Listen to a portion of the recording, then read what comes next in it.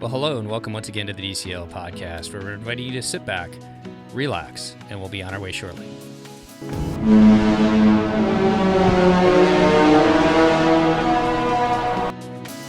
Well, welcome back to the DCL Podcast, your podcast to cruise a little smarter. I'm your host, Lake, and I am joined by my co-host, Christy. Christy, how are we today? I am doing well, Lake. How are you? Doing pretty good. We have a fun episode. We're going to be doing a little compare and contrasting between Castaway and Lookout. Yeah, I think it's finally time we've done this. Yeah, and we are going to do this as part of a sailing show, and for that, we are going to welcome a guest to what we believe is his 10th show, so DCL Podcast Platinum after this. Well, with that, welcome to the show, Bryan. Bryan, welcome back. Always good to be here, Lake and Christy. Oh, we love having you on the show. We loved our last episode we did with you in Bermuda. So why don't you tell our guests about the sailing you booked and why you booked the sailing? Yeah, so this was when we were going to take a pause from cruising, and the fall itineraries came out, and I looked and I said, there's nothing that interesting. And then I looked again and noticed exactly aligning with my kids' fall break was a triple dip on the Fantasy that would go to Castaway Cay twice and Lookout Cay once. And doing a double dip to Castaway has always been a bucket list cruise, and then adding Lookout Cay to the mix, I couldn't resist. So we threw out the let's take a break from cruising and decided to book another cruise, and here we are. It's really like the dream itinerary, and then you had a sea day in there, and yeah, I was super jealous of this one. It was really fun. It's weird. We've done 2 6 nights, and normally things are 7 nights or 5 nights, but we seem to keep hitting these 6-night itineraries, which is kind of perfect because you almost are, as long as a 7-night, 1 night's always better, but the 6-night cruises are great. Yeah, honestly, that 5 or 6 night is a solid length still. I feel like once you hit 5 night and beyond, that's when you really get into relaxing vacation territory. Typically, you tend to get more than 1 sea day in those sailings. And you get to go to twice, which is also really nice. Then you don't have, I only got to go to one of them once. Well, why don't we start where all cruises begin, how you got to the port and what you did pre-stay? Yeah, so we decided to fly in a little bit earlier for this cruise and spend a couple days in the Orlando area before the cruise, but we weren't going to do Disney. And a couple things that we're interested. One is we stayed at the Orlando World Center Marriott, which at one point was the largest Marriott resort in the world. I don't know if it still is, but it's a big property that's been on my radar for a while. They've got a bunch of 2 different pools, and one of them's kind of like a water park with a bunch of tube slides and stuff like that. And so got to experience that, and it was kind of interesting. They had, if you'll recall, I did an episode, we're a family of 6 because I've got 4 kids, so hotel accommodations are always a little bit different, and they had a rate where we could get 2 rooms for the price, not the price of 1, but 2 rooms. We booked 1 room with a special rate, and they guaranteed us 2 connecting rooms, which was kind of cool. And so when I saw that, we decided to book there, and really enjoyed the Orlando World Center Marriott. It is a big hotel, a big convention. I don't think they had a lot going on when we were there. I imagine if they did, it might have been crazy and maybe not quite the same experience, but we really enjoyed it. Spent time at the pool. They have a great running trail that goes through. The only thing I will say is their tube slides are a little bit wild. They spin me around backwards and gave me motion sickness. I love water slides. I've never been motion sick on a water slide before, but I got motion sick on a water slide there. So they're pretty fun. And they charge for parking, right? They do charge for parking, but my rate also included free parking. So it was like one of the promotions. Yeah, included. So we did rent a car. That's always the question for us. And I know it's a question for a lot of people.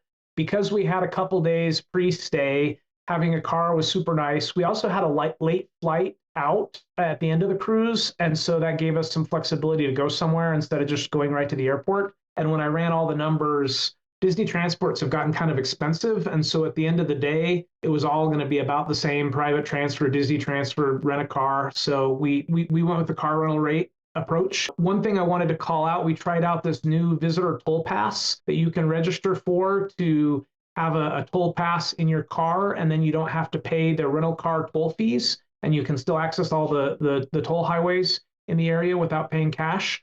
And so you go on, you make a reservation in their app, and then you pick up a little thing that hangs from your rearview mirror at the airport. It's like in a vending machine. You just scan a QR code. They give it to you. You put it in your rental car, do whatever you're going to do, and then at the end, you return it in a drop box at the same machine before you fly out. You just got to remember to get it out of your rental car. And then you don't have to pay any surcharge for the tolls. They just literally charge you the same toll rates that locals do. When you rent it, you pay a $10 deposit, and then they use that towards your tolls. If you don't return the hanger, they'll charge you the $10. But if you return the hanger, you get the $10 towards your tolls. And so I think we had like $11 total in tolls. And so they then did a second credit card charge to true us up, and it was super convenient and none of those daily toll fees that the rental cars charge. So where's the box that you picked up located? It's on the floor by where the rental car counters are and by where we met when we did do DCL transfers from the hotel once. So we did the pre-booking so we could just walk right out to the rental cars, and I didn't have to go to the counter. But I remember it was not far from the Alamo rental car counter. And I think there's more than one. You can look on their website and they show you where they're located, but it was super convenient. We walked right by it.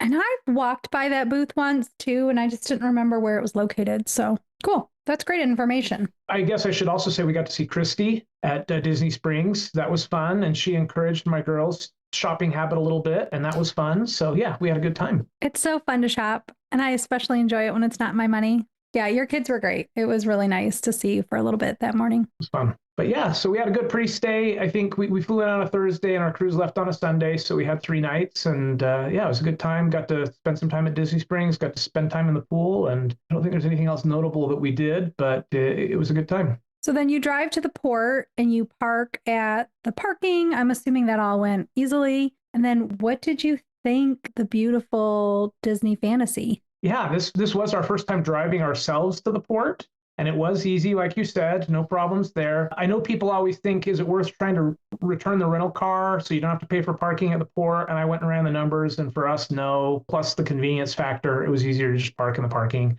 But it was fun to see the Disney Fantasies. You pull up that hill and you can kind of see it in the distance. We've been going on cruises about every 6 months, and then this has been a full year, almost to the day gap this year. And so it'd been a little while. And it was always so exciting to pull up and see the ship and remember how big they are and how beautiful the Disney Cruise Line ships are. That they always shine compared to the other ships in port. So definitely exciting to see that. Yeah, I was just doing that drive, and for all of the terrible driving there is to be had in Florida, the drive from like Orlando to Port Canaveral is actually usually fairly easy, especially if you're using that toll pass and you take the toll road over to, I think it's 528's the road that takes you to Port Canaveral. But that is always such an iconic moment when you go up over that bridge. Funny enough, I was just over there last weekend, and I forgot that I was so excited because that was coming up, and I forgot that my exit was the exit before that hill. There was no DCL ship in port, so it wouldn't have been as exciting, but the Wonder of the Seas was there, and I would have liked to have seen that. Almost drove over there, but if there was a Disney ship, I would have driven over there. Like, I saw the hill, I was like, oh yes, we can see the ship, and then my navigator was like, all right, time to get off. You talk about driving in Florida. I do have to comment, you guys are locals. I don't think it's just a tourist. It feels like we saw a lot of crazy drivers on the roads while we were there. I was like, I haven't driven in Florida in a couple of years, and it felt like it was a little insane sometimes. People either drive like 10 below the speed limit or like 40 above, I feel like sometimes the speed limit. There's no like normal in between. If you're somebody who wouldn't enjoy driving with a little crazy and in an unfamiliar place, then maybe the paying for the Disney transfers are for you. I was fine with it, but my wife commented it was a little bit crazy at times. Yeah, and you were on I-4 or that area a lot, so that probably makes a difference as well.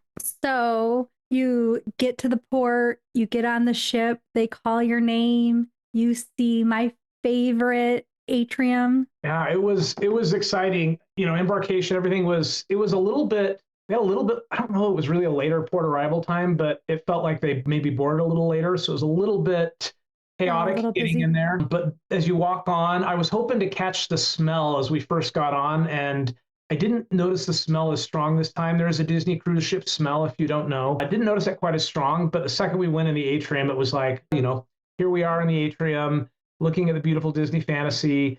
We were on the Dream last, which is similar, but I do like the Fantasy better. And so we had that moment of, we're here. There's always so much anticipation. And of course, with this cruise, we had a little bit of concern because we are cruising during the tail end of hurricane season, and there happened to be some storms not long before we got there. And we were really grateful that you two were okay and that we still got to cruise. Less important than everyone being okay, but still you look forward to it. You're excited when you get there. Oh yeah, your cruise was like 2 days later or something, right? Or a few days later? It was about a week later. Yeah, okay. Yeah, a week after, what was that storm? Milton? Yeah. And I would just like to point out for the listeners that Bryan messaged us and was like, I'm going to be coming from Utah. Is there anything you need? Is there like some supply that you can't get that you'd like me to bring to you? And that was very sweet. So thank you very much. Oh, you're welcome. I'm glad that I'm sure it was worse for some people, but things seem to be much less worse than some of the predictions ahead of the storm. So that was good. Yeah. Well, turning us back towards the cruise, we get on board the Fantasy. What kind of stateroom or rooms did we have booked? Oh, yeah. This was our first time doing ocean view on the Fantasy. So we've done ocean view on the Magic and Wonder, but we've always done veranda on the Dream and Fantasy. But this time, to make it work, we needed to save a little bit of money. And so we had connecting ocean view staterooms on deck 2, and we quite liked them. The rooms, they had a big porthole, and I could actually sit in the porthole. I'm jumping ahead a little bit, but I didn't get as much time to do that. Like I did it like twice and was like, this is so comfy, so cool. And then both times I got interrupted after like 5 minutes and I didn't get to sit there as long as I wanted, but absolutely loved the staterooms were great. I didn't feel like we missed the veranda at all. Yeah, those big ocean view rooms are some of our favorites, and it's like such a dreamy view with that big window you can sit in. And also those rooms stay so cold because you're not constantly opening hot bohemian weather door all the time. Yeah, for sure. For sure. And deck 2 is kind of interesting on the Fantasy and the Dream because you're kind of hidden back. Everybody comes down to Enchanted Garden, and there's kind of like this almost hidden hallway you go back to get to the staterooms, which is nice. It's a great location. Midship-ish, and it's great for the evening because you're close to Enchanted Garden, you're close to the restaurants on deck 3, to the shows. Like it was super convenient in the evening. It's just a long way up to the pool deck, and so that's the trade-off. It's great in the evening, maybe when you're more tired, but in the morning, I found myself taking the elevator a little more because 9 decks worth of stairs is a lot. I did it a couple times, but I found myself in the elevator a little bit more. So that's the trade-off. But if you are going up, you're starting at the bottom, so you don't have as much elevator competition. That's maybe a good thing. Except for those after dinner hours. Yeah, after dinner hours are a little crazy, but that's the evening when you're usually not going all the way up to the pool deck so often. So I would say if you're thinking about booking at Ocean View on the Dreamer Fantasy, you're not missing out over a veranda. Like it can be great. And deck 2, you just have to know what your trade-offs. Do I want to be close to the pool deck? Do I want to be close to the evening activities? Or do I want to be split the difference and go for a deck in the middle? But we've done, deck 8, we've done deck 2 now, and they've got their pros and cons. I just want to be on the ship. That's kind of where I'm at. Yes. And those big porthole rooms are great if you have little kids. We had one cruise in one of those cabins, and Blake was little, and he just played with his little cars in that window like the entire cruise. If he was in the cabin, he was driving his cars on the window or on the bench. So that would be way fun if you're a little kid. But I have memories of playing with my cars and train cars. I did train cars too. But you could still do it even as an adult if you'd like. Still do it. I will say, and I don't know, Christy, are those cabins, the Ocean View, technically smaller than the veranda, or do they just include the square footage of the veranda and the veranda cabins? I think they include the square footage. Okay, because I was going to say they didn't feel, for our family of 6, and we have two cabins that are connecting, and it didn't feel any too small or anything. Like it was comfortable, no complaints there, and it saved us quite a bit of money. I will also call out while we're talking about this cruise, we booked opening day. We have an awesome travel agent named Christy who got up early and made sure we got booked first thing. And I had said, this is my budget. I hope we can get under it. And she did. But I watched the prices on this cruise, and I've never seen a cruise have the prices go so high up above what we paid. Like it really climbed because this is such a unique itinerary. And so it just goes to show like opening day is almost always your best bet unless you want to risk having some last minute guaranteed rate. But the last minute guarantee rates I saw for this cruise were not a better deal than what we paid. That's good to know. Awesome. Glad you were able to get a steal. Yeah, it really can be hard to beat those opening day prices nowadays on Disney unless like you get some miraculous special rate that comes out closer to sailing. Well, why don't we stick with the fantasy just a little bit here? We'll kind of go over some overall thoughts on the different venues before we get into our lovely private islands here. So why don't we go ahead and start with entertaining? What kind of shows did you and your family do, and what other special entertainment did you enjoy on this cruise? Yeah, so the fantasy has Aladdin, Frozen, and I Believe on it. We've seen all those shows before, but we love the shows. And I have to say, we felt like the cast on this sailing was probably the best cast we've seen on DCL. Like my kids commented multiple times that several of the shows, even like Frozen, which we've seen a bunch and we like, but we're kind of done with it, kind of with like a new show, was just better than any of the other productions we've seen. The Genie in Aladdin was phenomenal, though the whole cast of Aladdin really, really carried it. Our Anna in Frozen was really good. I think Anna makes Frozen. Like everybody loves Elsa, but especially on the compressed version that they show on DCL, where you're only an hour and 15, most of the storyline is carried by Anna, and she did awesome. But then our Elsa actually, nailed Let It Go, which is so hard to sing such an iconic song that's been sung by Idina Menzel. And I've never felt like it's bad, but a lot of times it's kind of like, okay, well, that was all right. Like she made it her own and nailed it. And so we were just really, really happy with the shows on this cruise. So we did those. In terms of other entertainment, couple things. My 12-year-old daughter ended up hanging out with me quite a bit on this cruise, which was kind of fun. One of the things I wanted to try and take advantage on this cruise is some one-on-one time with each of my kids, because that's often kind of hard to get. And she was my trivia buddy, so we did a whole bunch of trivia together. We did not win any of the trivia. Several people commented the trivia. I don't know. There's a feeling like sometimes people are cheating on the trivia. Maybe they got the internet package and are looking things up, because it feels like if you don't have a perfect score on some cruises, you're not winning any trivia. But we had a lot of fun anyways. We did a couple unique trivia. They had a Broadway trivia, which I had never done before. We did that with both my daughters. They had a Disney Tunes trivia live, where they have a piano player playing the music. And that is a totally different experience than the normal Disney Tunes trivia. It's kind of harder, because you're just hearing the piano representation, not the full orchestrated, from the soundtrack that you're used to. So that was really fun. Did Midship Detective Agency with my youngest, and then I actually did it on my own on our last seat. Nobody had done the Muppets version of Midship Detective Agency with me, and I really wanted to do it, and so I just did it on my own. And actually, as an adult, like actually getting to use the card and not having to just follow your kid around, it was kind of fun to do midship on my own. This is why you're on your back for your 10th episode, because you do all the fun things. And so it's so fun to relive the excitement of DCL, and then to get the little, yes, I went and did Midship Detective. I have 4 children, but I went and did Midship Detective by myself. I love it. It was really fun. It was really fun. One pro tip though, and especially if you're a first timer and you don't know, Midship Detective Agency is like a kind of like a live action Clue scavenger hunt all over, where you're trying to figure out through the process of elimination who did it. And they've got these magic picture frames all over the ship that you go to. Well, with the Muppets one specifically, there's also some extra locations. Pepe has a door on the ship that's really cool to go see. Whether you're doing midship or not, it's a fun thing. And you can actually call him and he will give messages to your kids. But a pro tip is, when you go to those locations, take a picture, because they will have you go there multiple times. But if you just take a picture of what's there, then you can look at your phone and not have to haul yourself all the way across the other side of the ship a second time. So that's one of my pro tips if you're getting older and don't want to run back and forth across the ship quite that many times. But it is a fun way to get to know the ship. And a note for listeners that might be newer, it's included. There's no additional charge to do the Midship Detective Agency. There's 2 tracks, and it's 2, right? It's super fun.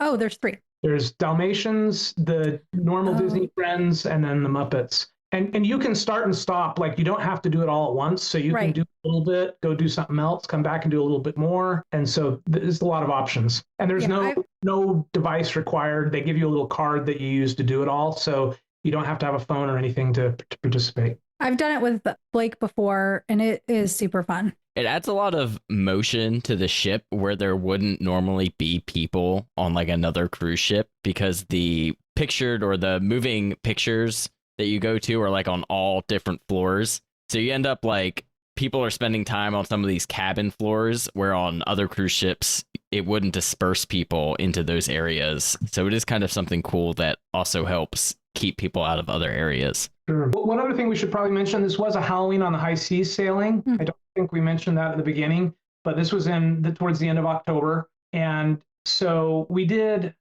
do a whole lot of Halloween activities, but there is one that's become a bit of a tradition with my 12-year-old daughter and I. We've discovered while they're doing the Halloween deck party is a great time to ride the aqueduct. And so if you are okay experiencing the deck party and are okay changing from your costume to your bathing suit really quick, we rode the aqueduct 13 times in a row with no line. And we did 13 because it was a Halloween number. I think my daughter would have done more. And I was kind of like, let's pick 13. It's a Halloween-y number.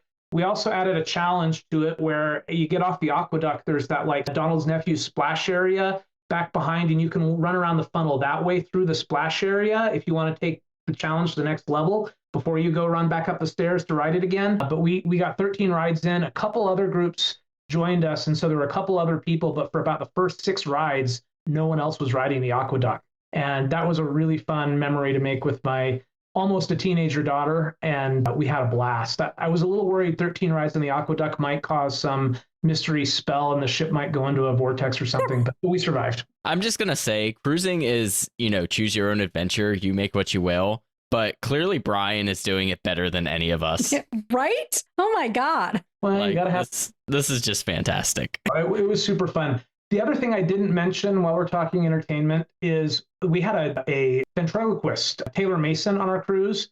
And I know he's a pretty regular on Disney, but I've never seen him before. Holy cow, he was so fun and so incredible.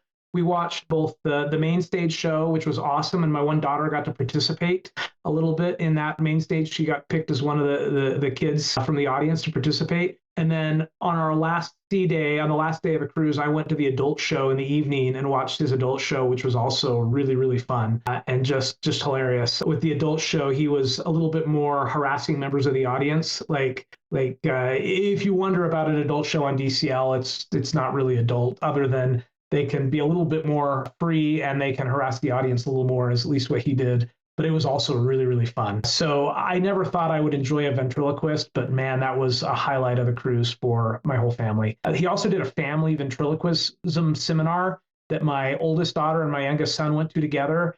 And it was like a core memory for my son. He came home and wanted to learn about ventriloquism and had so much fun at it. So don't think ventriloquism is an old-fashioned thing you wouldn't enjoy. It was so fun. Awesome. Well, any other things entertainment-wise before we move into dining? I don't think so. Well, I guess we could talk about actually, I keep thinking of more things.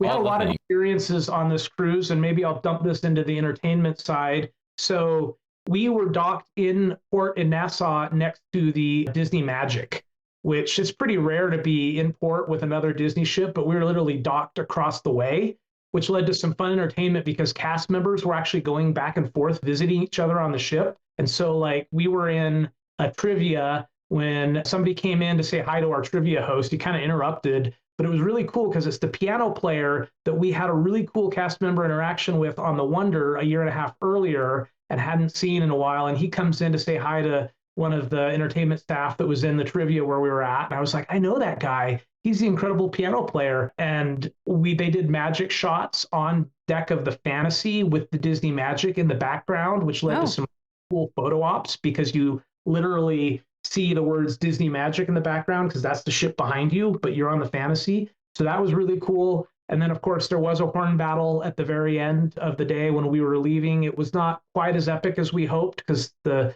Magic's horn is not maybe quite as cool as some of the newer ships, but we did have a little horn battle. That was fun. So, and then the other thing that was unique is this sailing, the captain came on one evening and said, the next day we got to calibrate our compass. So we're going to stop in the middle of the ocean when we're in the lee of one of these islands and the seas are going to be calm. And you're going to see us turn the ship all the way around in 360 degrees so that we can recalibrate our compass. And I guess they have a magnetic compass and they have a gyro compass. And they have to kind of calculate the difference between those and recalibrate them. Somebody in the Patreon page pointed a link out that Captain Kate recently did one of her captain's logs about this process on her ship, but we got to experience it on our sailing aboard the Disney Fantasy. And so don't know that it's really entertainment, but I sat on deck 4 while they were doing it to see if I could feel the ship move. And I kind of had to watch because it was very slow, watch the clouds move in my field of vision. And I could tell we were spinning around that way. That was kind of a cool, unique entertainment thing if you're into like behind the scenes, how the ships work. So now I think I'm done with entertainment. Well, that is A-okay. Yeah, what an interesting thing to kind of get to experience. And it's always cool when they let you in on what's going on with stuff like that and let you kind of be a part of the behind the scenes there. Well, let's move into dining. We don't need to hit quite everything here. So why don't we talk about, you have 6 different menus in your rotational dining. What was your favorite rotational dining location and favorite meal from these? This is one unique thing about the 6-night cruises, because normally you get, a pirate night menu. And what they did is we got each restaurant's both of their menus and then no pirate night menu. So that's what they do on a 6-night cruise. I forget that. Yeah. So we got to have both menus at each of the 3 restaurants. I think my favorite meal was likely an Animator's Palate, which is actually where we started on our first night. And I love the pork chop and the risotto and Animator's Palate. Occasionally the pork chop can be a little tough, but it's super flavorful, and it was good this night, and the risotto. And so that was probably my favorite meal, was there at Animators. But I felt like the main dining food on this cruise in general was better than some of our cruises. Like it felt like a notch up. And I really, really enjoyed the main dining food on this cruise. We are 2 for 2 on people recommending that pork chop in like the last 2 weeks. It can be really good. You have to have a caveat that occasionally it's a little dry. And I've had that happen, but the risotto is so good that I usually overlook that, and I just love it. Did you do any specialty dining this sailing? We did not. We have done Palo Brunch, and I think that Steve needs to do Palo Brunch at least once. But I also get his point that it takes a lot of time. And so this cruise, we were like, we've done it a couple times. It's great. It's phenomenal, but we don't need to do it every cruise. So we did not. All right. Well, is there anything else you want to hit on with the fantasy or sailing on the fantasy in general before we move into island time? I think so. Nope, I don't think so. Let's try to think through the food. The main dining felt a little up. I will say the cabanas felt a little down this cruise. So that's one of those things that some things can be better or different each cruise. Pool deck was fairly much the same, though the pizza on the pool deck was a little disappointing this cruise. So my comment would be that I think, depending on all sorts of factors, food kind of ebbs and flows a little bit. I have noticed some people get really worried when they hear a bad report, and my feedback would be food is so subjective and so many things can change it from one cruise to the next. So I would never get worried about it. But we definitely had good main dining and maybe not quite as good cabanas, but overall the dining experience was great. And I don't think I have anything else about the Disney Fantasy. Well, let's go ahead and start to talk about islands. Let's hit on Nassau real quick, because you did mention before the show that you got off the ship and did a little bit of exploring. Tell us a little bit about that. I always like to highlight when we actually do more than Nassau, the island, from the ship. So we hadn't been to Nassau in a little while, and they totally have remodeled the port there. I don't think it's super, super new, but it was new to us. And so we got off the ship to check out. It is a very nice, clean, new port area, but it is very much a touristy shopping complex like you would expect. There were like 6 ships in port with us that day, so it was a bit of a madhouse, but we did go through to check it out, and they have a bunch of touristy shops.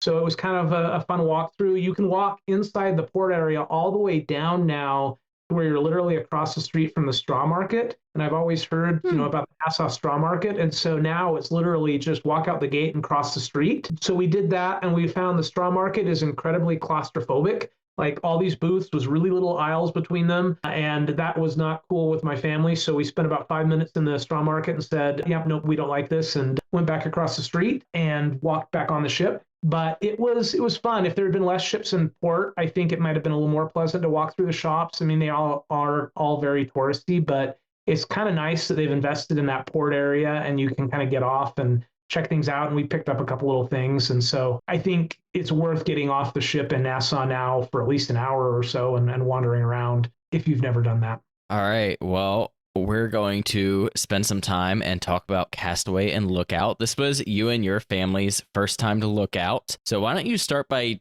telling us a little bit about what your expectations were for Lookout?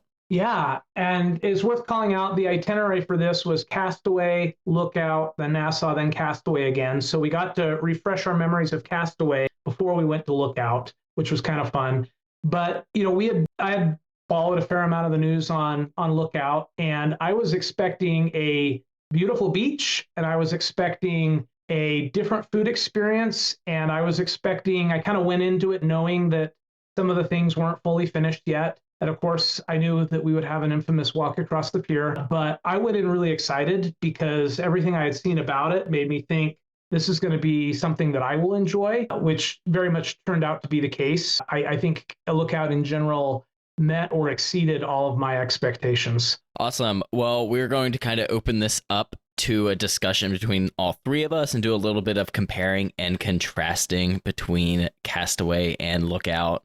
Both Disney's private beach experiences, Castaway being more of a full-on private island. But on any of these stops, Bryan, did you guys book any sort of additional experiences or excursions? We did not. I kind of looked at them, but we're very happy on Castaway to just enjoy Castaway. And we have snorkeled there before. I didn't feel I needed to do that again. And Lookout, we just wanted to enjoy the island. So no special experiences other than I did run the 5K on Castaway because I can't not do that. Did you run it both times? No, just the one day because I wanted to also, it was my first time getting to experience Castaway going in the ocean first thing in the morning and not running first, which was actually kind of cool. I swam laps out to the buoy instead. It was fun. Look at you, always with the activities. What would your family typically do in Castaway?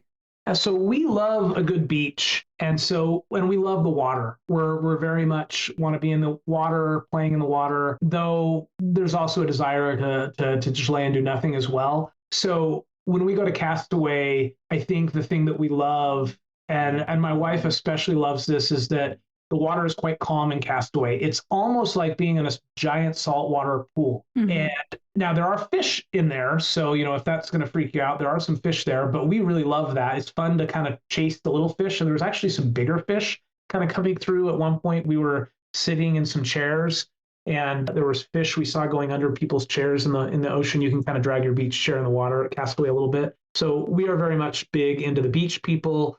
We love the water slide at Pelican Plunge. And so you'll find us on the beach or in the water most of the day at Castaway. What section of the beach do you go to?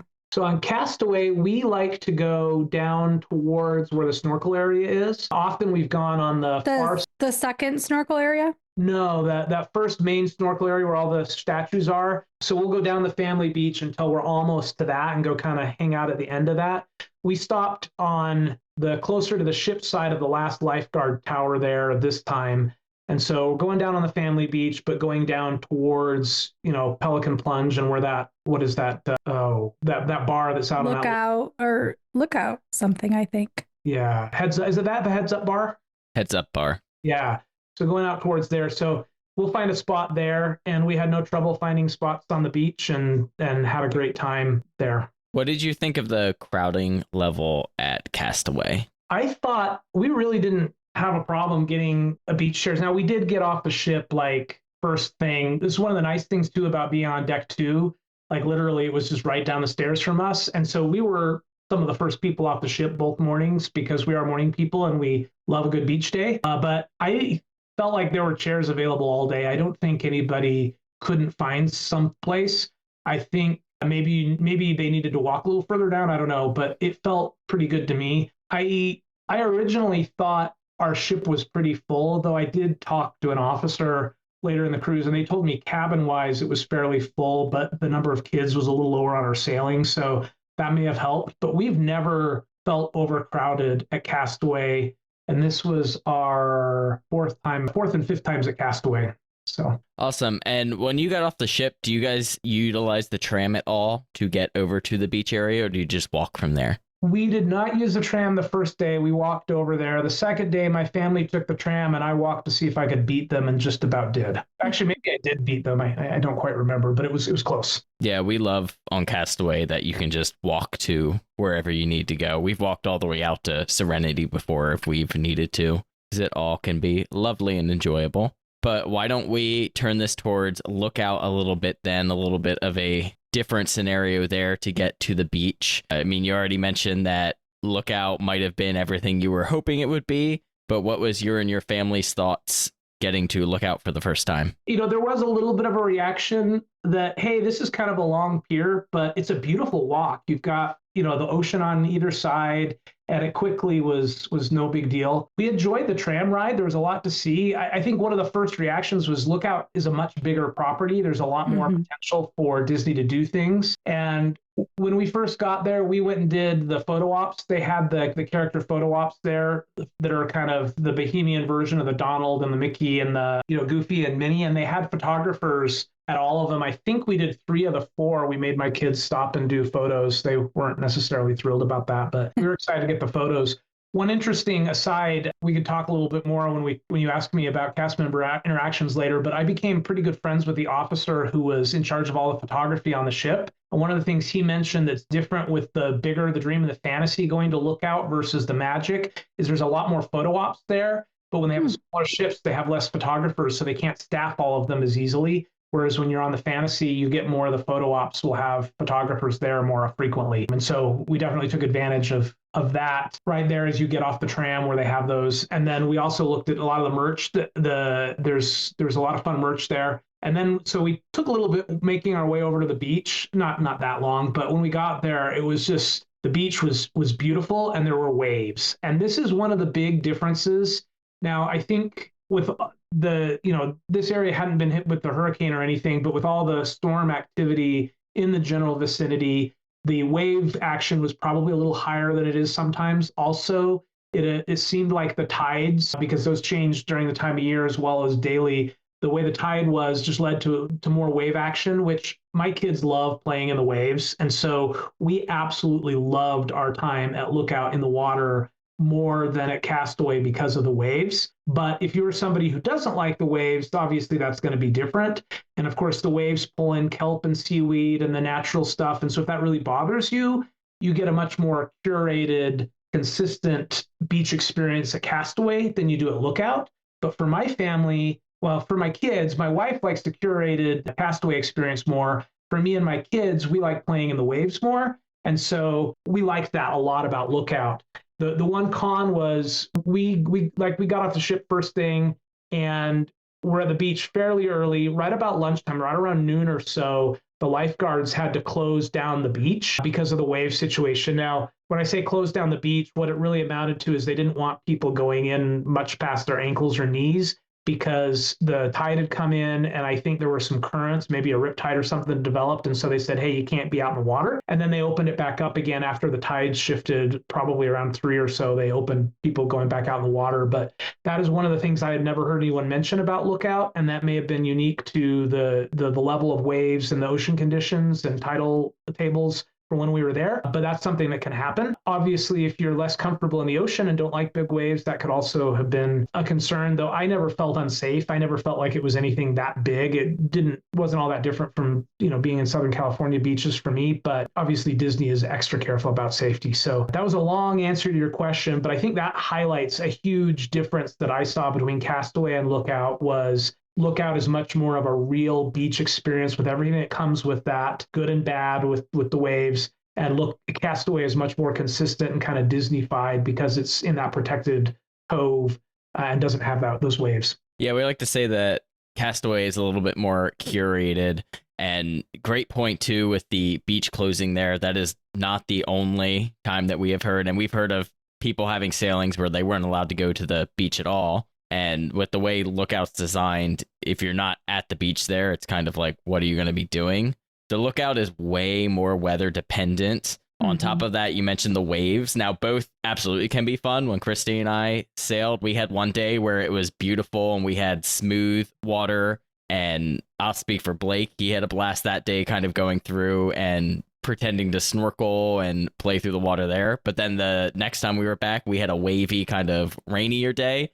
And he had a blast jumping around through the waves as well. But that wavier day, and I was going to bring this up when Bryan was talking, for me, the waves were so big that I did not feel as comfortable being with Blake alone, with him wanting to go so far into the waves, because I'm only 5'2", and I didn't feel like I would have been able to have as much control with him. And so that's just something to consider. So Like if he wanted to go deeper and really play in those waves, which he did, like he wanted to be in there the whole time, we had to get his dad because I was like, you either have to be much more shallow or we have to get your dad. They do have lifeguards there, but it is a good point. You got to respect the ocean and you got to know your limits and make sure you feel comfortable. Well, we're talking about being in the water, something too that's different, the snorkeling for sure. Mm-hmm. Both have the snorkeling rental equipment that you can grab. Lookout is a little bit more of a natural snorkeling experience. You kind of just get your stuff and go out. Whereas at Castaway, of course, it's kind of all about seeing the curated things that Disney has put down there, the statues, the submarine, and all of that good stuff. Yeah, and I didn't see a lot of sea life at Lookout, whereas, I mean, there may have been some fish out there, I'm sure, but you don't see that quite as easily as you do if you go snorkeling at Castaway, at least. We saw a shark. Well, that would be fun. I will say, though, that the beach views at Lookout, especially like I walked down the beach because they've got the area, and I think this has been on the show a few times. They have the area with all the chairs and everything. And as you go down towards the right, as you're facing the ocean, if you head to the right, it thins out a little bit, but you get some amazingly beautiful beach views with the color of the sand and the cliffs. And like in terms of beautiful beach, Lookout to me is a much more beautiful beach than Castaway. It almost, my favorite beach is in Costa Rica still,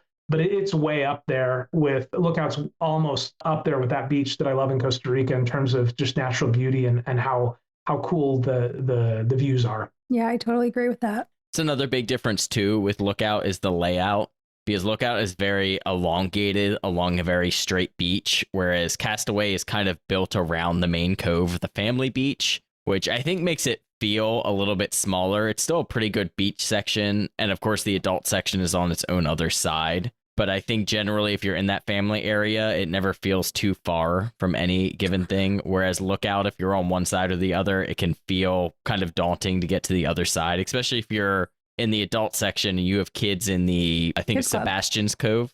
And that is all the way on the other side there. Well, and it was sort of like I had to go to the other side to eat that one day when we were all there. And is that the day I told you guys just not even to come to me to eat? That was when I did the magic in September. And I just had Dave eat at the other beach because it was such a long walk. In my opinion, like it took me over 10 minutes, I think, of walking at a pretty quick pace to go from the far right end of the beach where we were, which is amazing and usually empty and gorgeous, to get to the cookies of whatever they call it. What do they call it at Lighthouse? True barbecue. True. Yeah. To get to the True 2 where the allergy people could eat. So that to me is a disadvantage. And we could go eat by True 2, but you know, they have the play pavilion and there were scavenger hunts and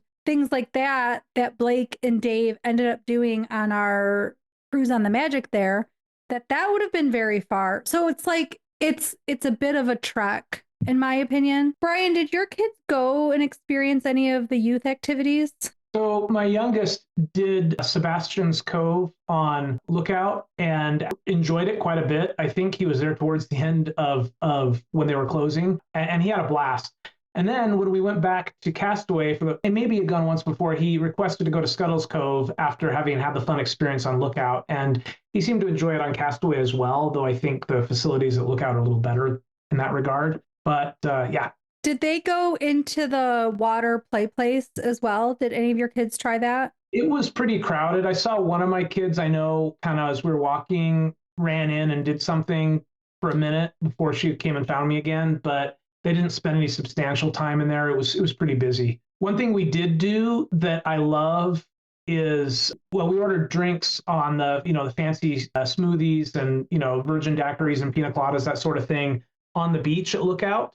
We've done that at Castaway, but I love the metal cups that they come in at Lookout. Like those cups cool. Keep it cold. And I was kind of shocked because I had done the same thing when we were at the pool at the Marriott pre-stay, and the Disney drink prices were like half the cost Like I was kind of like, whoa, I think I paid almost $10 a smoothie at the Marriott, and they were like $5.75 on Lookout, and you have this beautiful view, and they brought them right to me, and I was like, this is much better. And normally I don't expect Disney to be the cheaper option on anything, but it was quality and cheaper. I will say that on a whole, Disney's both alcoholic and non-alcoholic add-on prices are very reasonable. Like they don't offer a drink package like other cruise lines do, but their price per drink is not excessive. Yeah, that was an enjoyable thing for all of us. Yeah, and let me just talk about really quick one more thing on the drink price. Pro tip, if you are going to buy the Lookout Cay reusable cup, the one with like the bright colors, and you're going to get like an alcoholic drink and a non-alcoholic drink, it is way cheaper to get the non-alcoholic drink in that reusable cup, because whatever the price per cup just ends up being lower as a whole as than putting an alcoholic drink in there. So that a bartender had told me, and she like told me the price difference. So she was like, put the alcoholic drink in this, plain metal cup, and the non-alcoholic drink in the pretty reusable cup, and then, steal it from your husband later, which is what I did. There you go. While we're talking about it being spread out, though, that was definitely a con. I think you're right. You walk a lot more on Lookout, and maybe some of that is perception, but I think some of it is reality. Our head server on this cruise was great and gave us a lot of info. And he had said, make sure you come to us at True 2 barbecue tomorrow, because the lines will be less.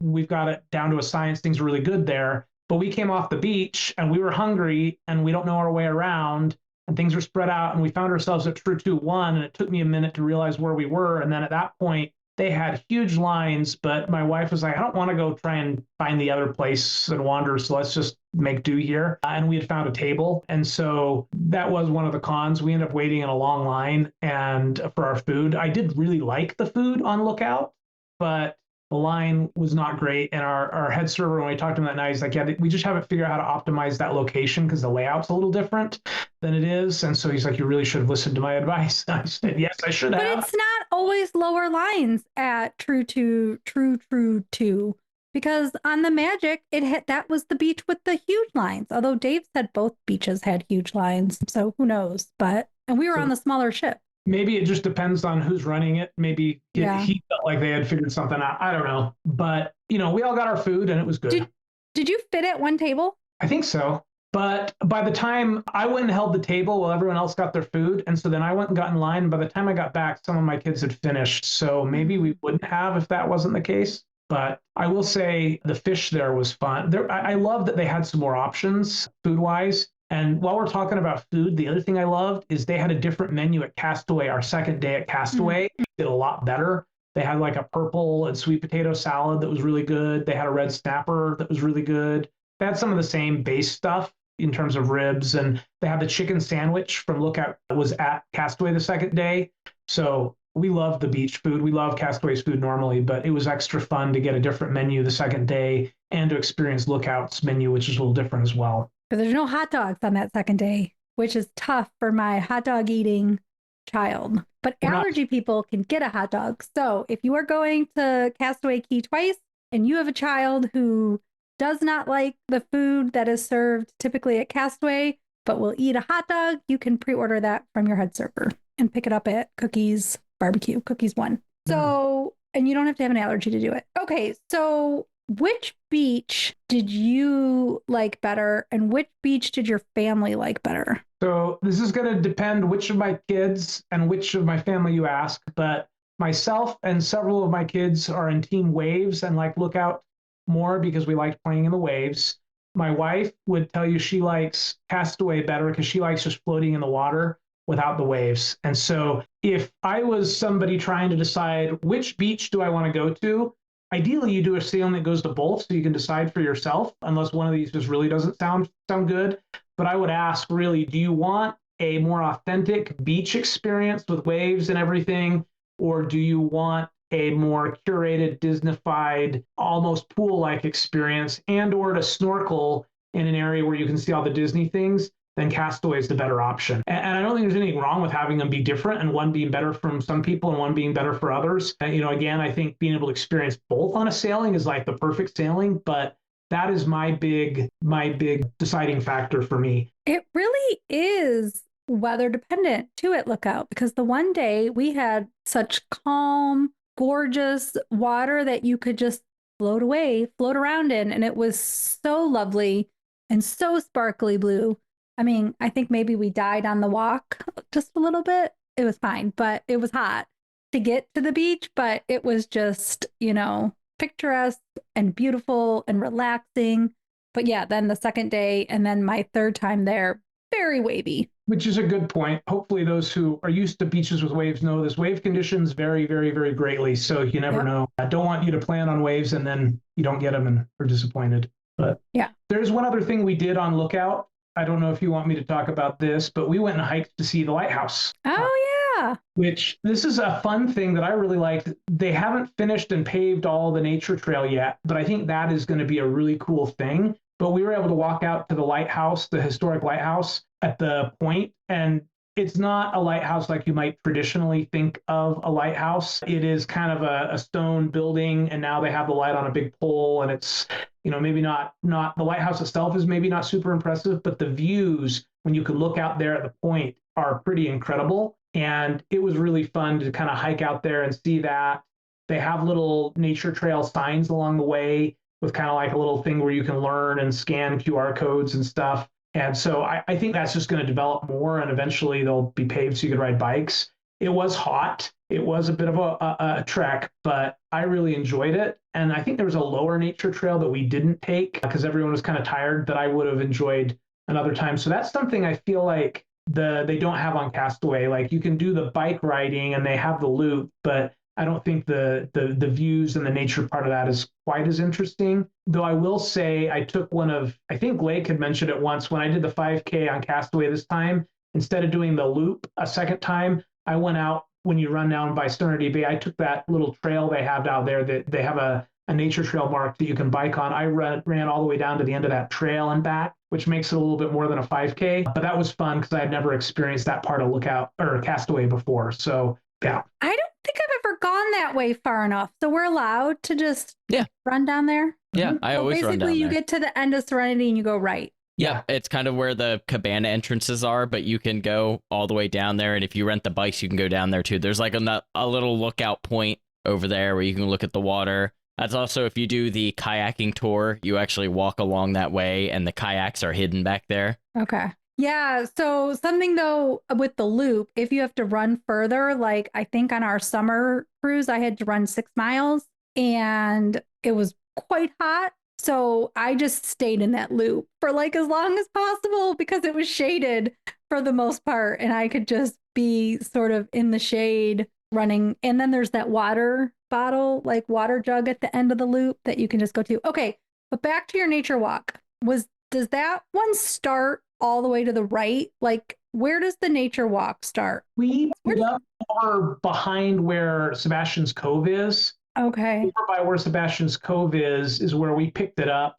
There was some signage, but it was a little tricky to find the starting point. And then I felt like there was a little bit better signage as we went, but there's definitely some improvement there. But we started kind of over behind Sebastian's Cove. And where do you at? So we took it, and at one point it forked, and there was a lower path that we didn't go on, and the upper path took us all the way out to the lighthouse that makes it Lighthouse Point, and then you kind of walk a loop around that point, and then we just took the trail back. Okay. It does look like there were some veer-off trails that had signs that were closed. I think there's going to be a lot more to come there, and so that I really enjoyed that aspect. Again, we talked a little bit. There are some trails at Castaway, but there's a lot more of that at Lookout with better views, and so that's a pro for me personally. But private islands are beautiful. So can you really say that either one is a bad place to be? Certainly not, but definitely some great points in the kind of accessibility of them. Of course, Castaway, if you are a runner, they have their established 5K. You can get a good run in there.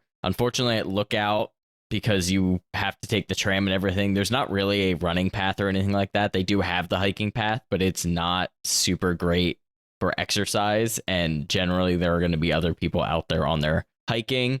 hopefully this will eventually change because they, as Bryan said, they are still developing some of those paths. And there is supposed to be a biking, walking path that goes from the pickup point by the ship all the way out to Lookout. And I think once all that is done and the bikes are open as well, it's going to really kind of develop the island and flourish. Another big difference too is all of the shrubbery and stuff is kind of fresh grown. And I think once some of that grows up too, you get a little bit more shade over on the beach area. That's going to really help make it feel a little bit more private, to say, and just a little bit better. Like, it just very much looks like it's all fresh built and already fresh grown. I will say, from the pictures I saw when you guys went in June and a lot of the other people who posted on social media to when we went in October, a lot more of that plant life had filled in already. Like, it looked like you could tell it was coming. But you're absolutely right. I felt like the nature trap I hiked would have been a great trail run-ish sort of thing, but it was kind of sandy soil. So, and obviously I don't think I saw anyone actually trying to run it, but I did see some signs as we were on the tram that showed like that they had signage up that they're building a trail. So hopefully they'll have a 5K or maybe even a 10K with as much land as they have that'll develop there over time. I will say, I think the accessibility is a really good point, because if you're mobility challenged, even though we saw the golf carts going, I actually saw what almost looked like a little minivan going out on the pier at one point. They definitely have options there, but there is a lot more walking. And at the end of the day, I think that's when you really kind of hit it. We had beautiful view of the ship walking back, but at that end of the day, especially one of the mistakes I made, I have a good pair of walking sandals that I wore thinking, oh, this will be great to walk on the long pier. But I also wore those in the sand and the water. And so even though you try and rinse them off, they had a little sand and it rubbed, and I had some sores when I got back there. It's probably worth having a change of shoes that you don't get sandy for the walk. Yeah, that's a good point too. All right, so if you had to pick a sailing with just one of these islands, do you think you could pick one? I would go back to Lookout first in a heartbeat. We didn't talk at all yet about any of the cultural stuff, but I didn't really watch the whole thing, but I caught some of the Junkanoo parade, and that's a really cool add-on. Like, I didn't feel like I needed to go see the whole thing, but I was just happy to hear the music and go over and watch for 5 minutes. But there's a lot more cultural opportunities there, and we talked to people in the little arts and crafts store, and it felt like you were much more connecting with the Bahamas in Lookout. One other thing, people have commented about it not being a private, island, and I actually kind of like that, because when they opened the beach in the afternoon and we went back out in the ocean, there was this group that came that all had these wristbands on, and I got the impression they were locals that were there, because I've heard Disney maybe lets the locals come to the beach area there. And they were out playing in the water, having this great time. And to me, I was just kind of like, oh, I think this is cool that everyone gets to share and enjoy this beautiful beach together. I really liked that aspect. Now, I could have been wrong on whether they were actually locals or not, but that kind of what it looked like to me. And I like that you feel more connected to the place at Lookout Cay than you do at Castaway. Another thing that's kind of interesting there is they have more excursions available at Lighthouse that are more about Eleuthera and experiencing some of the culture and history there as well, which is obviously something you cannot get at Castaway. But Castaway does have its own set of kind of exclusive excursions, but they're more about kind of adventurous, fun activities than they are about, learning about the islands or history. Yeah. So, but I would definitely am in Team Lookout, but I love that they're not the same. I think that's what I really think Disney did right, was providing us with two experiences, and it's almost like Magic Kingdom versus Animal Kingdom, if I can use that analogy. It's honestly a really great way to put it, and it's hard to pick between the two, right? Because I love Castaway because I love being able to just leave the ship and go for a run. I think it's way easier to get back to the ship, because we've done like hop on hop off before at Castaway, because we'll run and maybe clean ourselves up on the ship and then get back off a little bit later for lunch. But again, like Lookout is just so pristine and beautiful over on that island. But if you're going to have a crappy weather day, it's a lot harder to get over to that beach. So you're going to have to work a lot harder to potentially sit out in the rain if that's going to be your case. And they've had a lot of that weather this fall. So, Christy, do you have a preference between the two? I don't like picking my favorite children lake. Is that why you only have one? Yes. I can pick my favorite ship, though. We know that. Yeah, I think, you know how I can tell what my preference is? When I had a cruise booked that's only going to Castaway, I was like, oh, and I love Castaway and I love running there. But I either want a cruise that goes to both, or I think I wanted to go to Lookout. Even as complicated as it is, it's just so beautiful. I think for me right now, the idea of going to Lookout is still exciting because it's, oh, what else is new? What else has changed? Like, you know, most of us sitting here in this chat and many of our guests have done Castaway many a time. Certainly when Katie and I did the sailings we did after the restart, a lot of those sailings were like double dip Castaways. So we got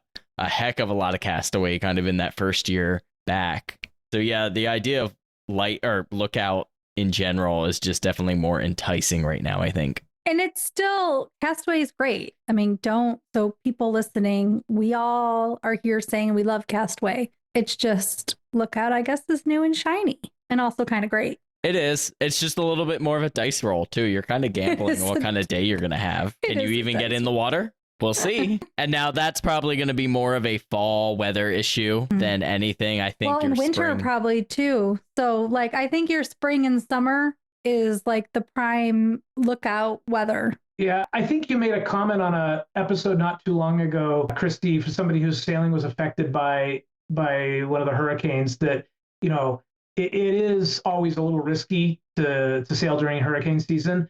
It is our favorite time to sail. We've done it like 4 times, and we lost a day in Bermuda last year because of a tropical storm, but in general, we've been okay. But you absolutely have to go into it being willing to be flexible and enjoy wherever the cruise and wherever the weather takes you, you know, and so it's a good point that Lookout is much more weather dependent, but in the spring and summer, it's probably going to be less of an issue. But I wouldn't turn that off. If for us, we love cruising in October because it's a little bit cheaper time to cruise and my kids have a long fall break. But we just always go into it knowing, temper your expectations and be willing to roll with the punches. And hopefully everything goes exactly the way you want anyways. Well, this has been a lovely little discussion about Lookout and Castaway. Why don't we take you to the saddest part of your cruise, disembarkation? So why don't you tell us a little bit about your disembarkation process, and did you go right back to the airport, and how did you get home? Yeah, so this was one of those glorious cruises that ends with a sea day after Castaway, which is like perfect because you're not stressed about packing, though I don't know that I love spending part of my sea day packing either, but you know, it has to be done. So we got everything, had a wonderful last day, and disembarkation was super, super easy. We had late dining on this cruise, which means we have a later breakfast. One of the advantages to late dining. And by the time we got done with breakfast, it was just walk off the ship. There was no lines or anything. And we've been backed up in lines at Port Canaveral before, but they have that facial scanning thing that they're doing for customs and immigration, and it makes it like super, super easy. So it was a quick walk right off. I was shocked how quickly we were off, and we were back in the parking garage, which is kind of sad, more than kind of sad. And then we had a pleasant drive back. We went and hung out at Disney Springs for a couple hours because we had a late flight, and then went to the airport. I think I mentioned it once before. The last time we flew out of MCO, we missed our flight despite being there over 2 hours early because of a really, really, really crazy long security lines. And so that's part of why we had a later flight this time, was just to make sure that we had plenty of time. And I actually did the reserve ahead spot in line at Orlando security, and the line was still super long. We got there a little ahead of our reservation time, but they let us in anyways. And I don't know that it was any faster than not having a reservation, to be honest. I think we stood in line for like an hour, but it all worked out. No problems there. You know, we talked about this ahead of your Europe trip for you, that you might get global entry, right? And then I need that. Getting the interviews apparently is hard. Oh yeah, getting the interview is hard. But I would look into it sooner rather than later, because then kids are free right now. And so you pay for 2 adults. A lot of credit cards will give a discount, and then you get clear and you can get your kids, you know, their free global entry, and you can go through the clear line, which, man, makes a huge difference. Like, did I say clear? The TSA pre-check line. Good to know. So, yeah, I think I need to do that, but the logistics of figuring it out, I just haven't put in the effort. Well, before we take us out of this show, Bryan, we have just a couple more questions for you. This one I know you're looking forward to because you've alluded to it already. Do you have any notable cast interactions you want to highlight? I do. I have a couple fun ones this cruise. I spent time in the evenings. So one of the things that my wife and kids got into collecting the charm bracelets they have in the jewelry store. Each evening you can get a charm bracelet, and they were like doing drawings and stuff. And I wasn't really into that. So I wandered over, and the ship's officers are usually out around the atrium in the evening, and I spent time talking to all of them. Like I mentioned, became friends with the officer in charge of photography, but also became friends with the hotel director and some of her staff. The person in charge of food and beverage we have sailed with before. I remembered meeting her before on the Fantasy, so I talked to her a little bit, and then talked to some of the other staff. And kind of fun. I got to talk to the captain actually and asked him about the compass thing, and he explained it a little bit more to me. So that was fun. So taking time to meet the officers is fun.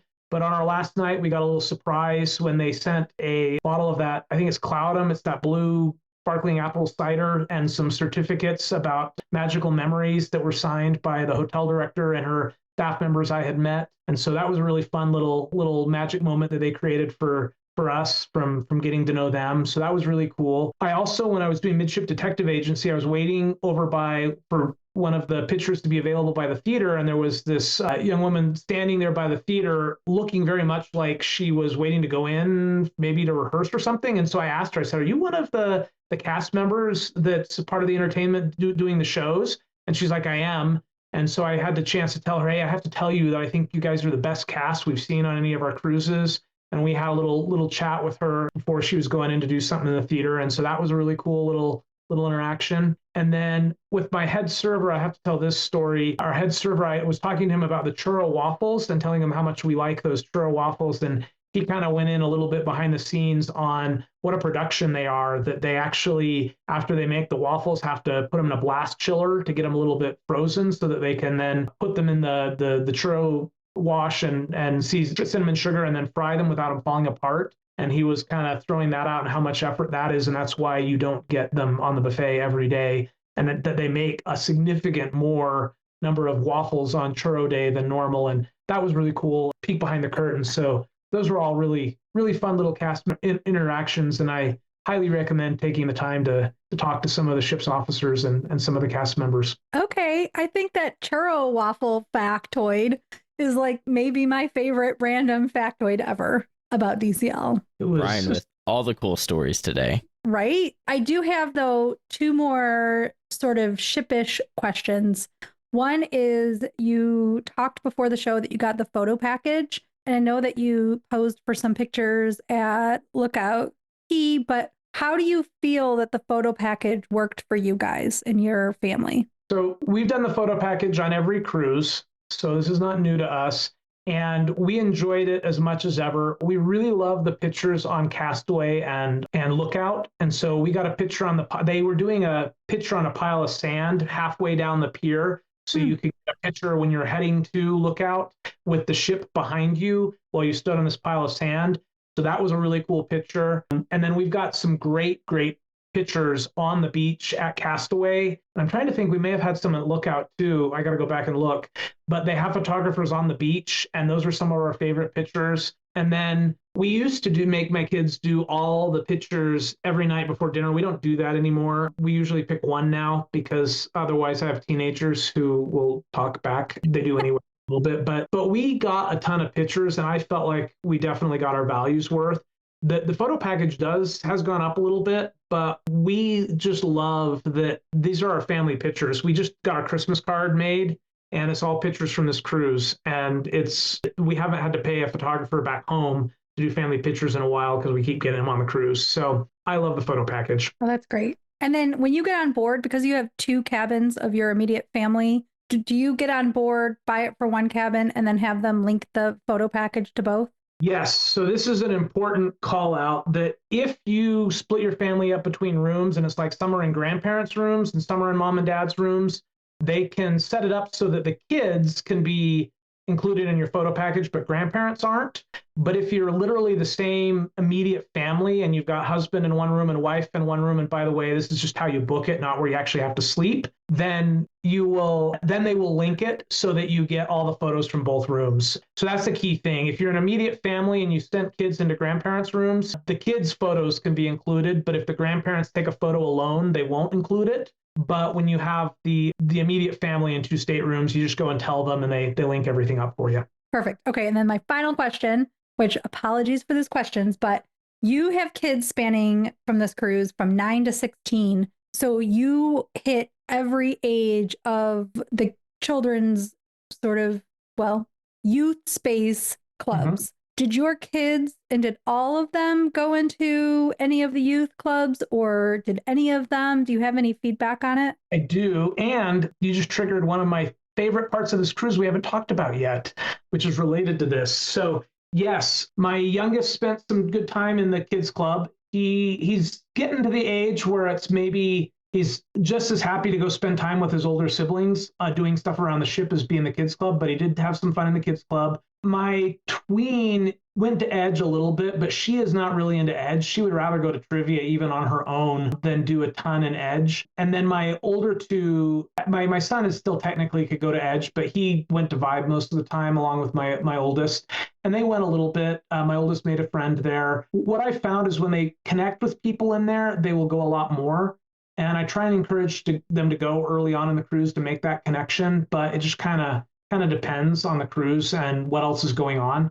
They love having a little bit of the freedom that we give them to wander around the ship, and so sometimes that's more fun to them. But it's great if they can make friends, because then they'll go do that with their friends. The thing I wanted to call out, though, is we joined the Facebook group, as we always do on our sailing, but this Facebook group did a couple interesting things. They had a pen pal exchange where they were letting kids connect ahead of time, and so my youngest and my oldest actually got assigned to be pen pals with a family who ended up living within a couple of hours of us. And my oldest didn't exchange letters until right before the cruise, because he was kind of they were both being a little interesting about it. But the younger ones exchanged like 3 or 4 letters back and forth, and then got to know each other. And then my 12-year-old also had a pen pal, though I don't know that she ever connected with her on board. They exchanged some letters, but someone else in the Facebook group realized they lived by us, and my wife and my daughter went and met the mom and the daughter for ice cream, because they weren't too far from us before the cruise. And what was interesting is now we had cruise friends. The pen pals ended up being on our same flight to Florida and home from Florida, which was just kind of random. And so we hung out in the airport, and then we kept running into them on the cruise. And so we had cruise friends, and the kids hung out a little bit, but I almost feel like the adults became better friends. And the same thing, we kept running into the family that my wife had gone to ice cream, and the daughters were supposed to get connected because they're both kind of shy. And I don't know if that happened as well as the parents got to talk. They were big into the shows and were always in line waiting to get into the theater with us and talking. And so there's nothing like having cruise friends. And these were cruise friends that we met through the Facebook group, but happened to live close to us, and we got this connection. And it was just a lot of fun to run into them and talk to them throughout the cruise. And so highly recommend being open to making social connections on your cruise. And the Facebook groups can be a way that facilitates that. And so, yeah, that was a fun aspect of the cruise for us. I love it. And yeah, we're definitely team bring your friends on a cruise and or have cruise friends. It just makes it so much fun. Absolutely. And definitely another benefit to utilizing your cruise group Facebook.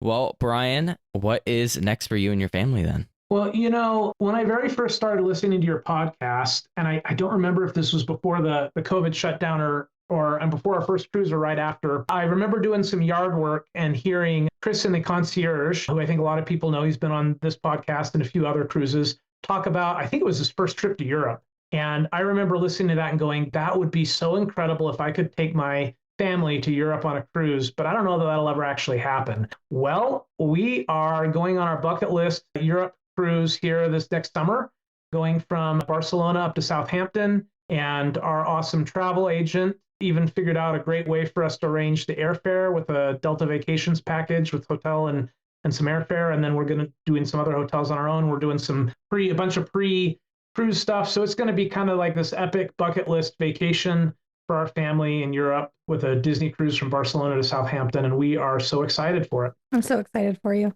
Yeah, what an amazing sounding sailing. It's actually one that we looked at as well because it sounds so awesome. There's actually quite a few Patreon members on that sailing as well. We had another. Unfortunately, one of them had to cancel, but yeah, it looks to be an exciting sailing. And I was excited when I heard you guys were looking at it, but sounds like that's not going to work out for you, Lake. That's okay though. We've just got our eyes set on a couple big sailings right now, but we still don't have anything nailed down quite yet. Yep, we're super excited to do Europe. It's going to be epic.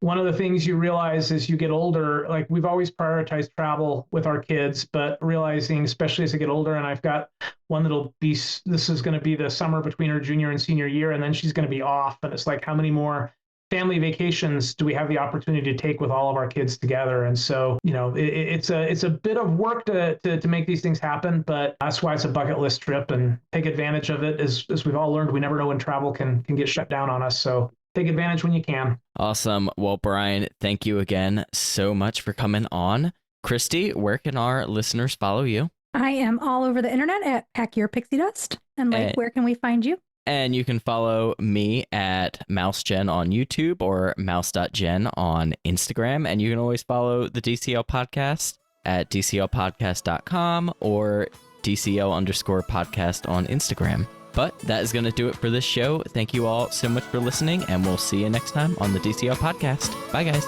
Bye, everyone. Bye. Well, that's going to wrap up our show. Once again, we want to thank Bryan for coming on and sharing his and his family's adventure on the Disney Fantasy. If you're enjoying the show, we greatly appreciate you leaving us a 5-star review on Apple Podcasts. We'd also like to thank our Patreons who help make this show happen each and every week for us. You too can help support the show by visiting patreon.com/DCL Podcast. Whether you're boarding a cruise, enjoying a trip to the parks, or adventuring outside of Disney, on behalf of myself, Christy, and Steve, we want to wish you smooth sailing and safe travels. And we'll see you next time on the DCL Podcast. The DCL Podcast is not affiliated with the Disney Cruise Line, Walt Disney Company, Adventures by Disney, or Run Disney. All of the opinions expressed on our shows are those of the hosts and the guests who appear on the show. If you have any questions about any of these products, please contact the Walt Disney Company.